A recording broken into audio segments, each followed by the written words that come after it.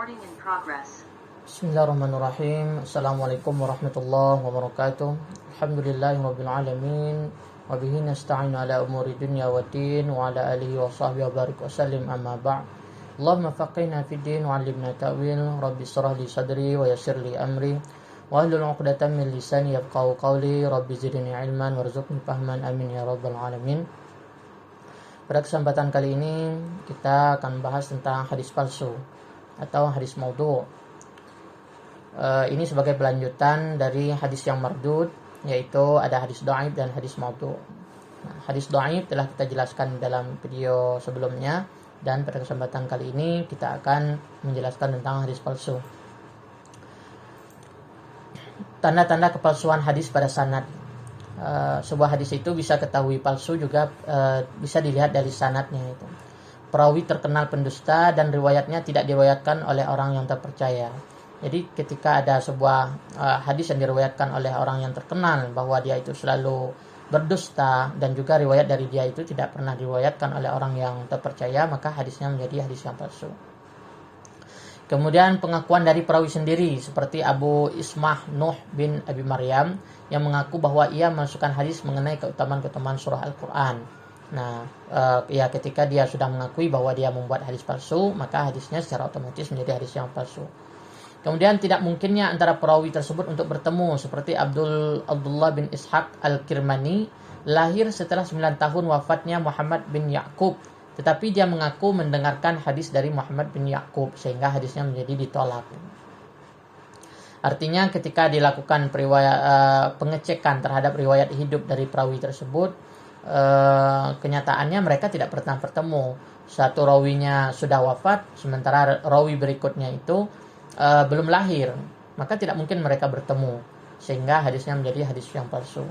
Kemudian membaca kondisi sosial dari perawi hadis tersebut, kita bisa melihat bagaimana kehidupan dari seorang perawi tersebut masih mirip dengan yang pertama. Apakah dia itu terlalu fanatik terhadap mazhabnya, bisa juga menjadi dia membuat hadis palsu, atau karena partai politik, atau karena suka berdusta untuk mengambil manfaat atau menjual agama.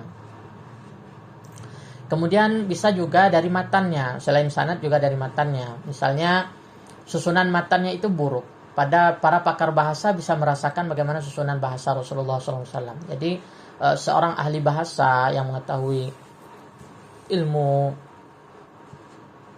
bayan, badi, ma'ani misalnya, mereka itu bisa mengetahui bagaimana susunan dari bahasa yang dikeluarkan dari Rasulullah SAW. Kemudian maknanya rusak. Matannya itu memiliki makna yang rusak karena berlawanan dengan perkara-perkara yang norma-norma akhlak atau kenyataan. Artinya terdapat berlawanan dengan apa yang ada. Misalnya di dalam Al-Quran disebut dengan zina itu haram, kemudian matan ada sebuah hadis yang mengatakan bahwa zina itu halal, ya maka hadisnya itu adalah hadis yang palsu karena berlawanan. Itu mirip dengan hal yang ketiga, bertentangan dengan Al-Quran, sunnah mutawatir, atau kaidah-kaidah umum yang lainnya. Menyalahi sesuatu yang telah disepakati, maka dia ditolak. Kemudian menyalahi hakikat sejarah yang sudah masyhur di masa Nabi. Artinya para pakar sejarah itu telah mencantumkan atau menjelaskan bagaimana sejarah Nabi Muhammad SAW secara baik, kemudian itu diriwayatkan oleh orang banyak. Kemudian ada sebuah hadis yang berbeda dari hal tersebut, dari yang telah dikenal secara umum, maka dia adalah hadis palsu. Atau karena kepanatikan perawi dengan mazhab yang dianut. Nah, misalnya di dalam matannya itu seorang perawi ini bermazhab Syiah. Nah, ketika di dalam matannya itu dia membela mazhabnya secara berlebihan, maka boleh jadi itu adalah tanda-tanda kepalsuan hadis tersebut. Kemudian ada juga karena pahalanya sangat besar sementara amalnya sangat kecil.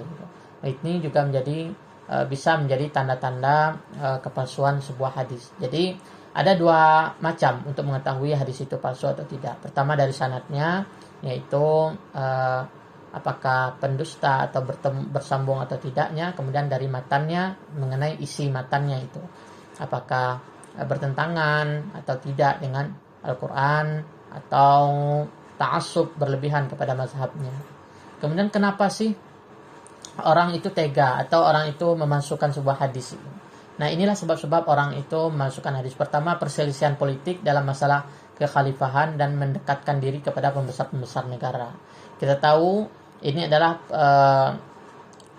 pelaku-pelaku penjilat. Mereka itu ingin mendekati penguasa sehingga memuji penguasa, tetapi mengatakan bahwa itu dari Rasulullah SAW, menjual nama Rasulullah SAW. Inilah kenapa orang itu memasukkan hadis. Yang kedua yaitu karena rasa dendam, tidak ingin melihat Islam itu berjaya, sehingga mereka memasukkan hadis-hadis supaya umat Islam itu jatuh ke dalam kemerosotan. Kemudian aswabiyah, artinya terlalu berlebihan, fanatik terlebihan terhadap bangsa, kabilah, kebahasaan, dan keimanan.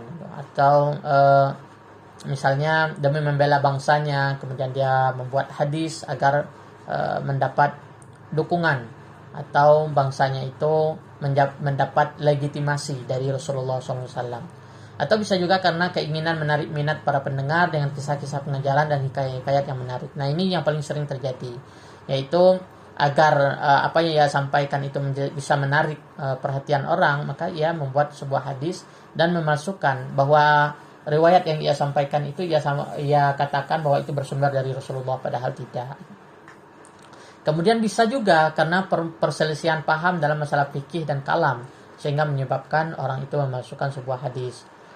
Nah, kemudian atau adanya pendapat yang membolehkan membuat hadis palsu. Ini misalnya boleh membuat hadis palsu, ada pendapat yang memberikan legitimasi, memberikan dukungan bahwa diperbolehkan untuk membuat hadis palsu demi tersebarnya Islam misalnya. Itulah sebab-sebab orang memasukkan hadis. Maka ini tidak dibenarkan.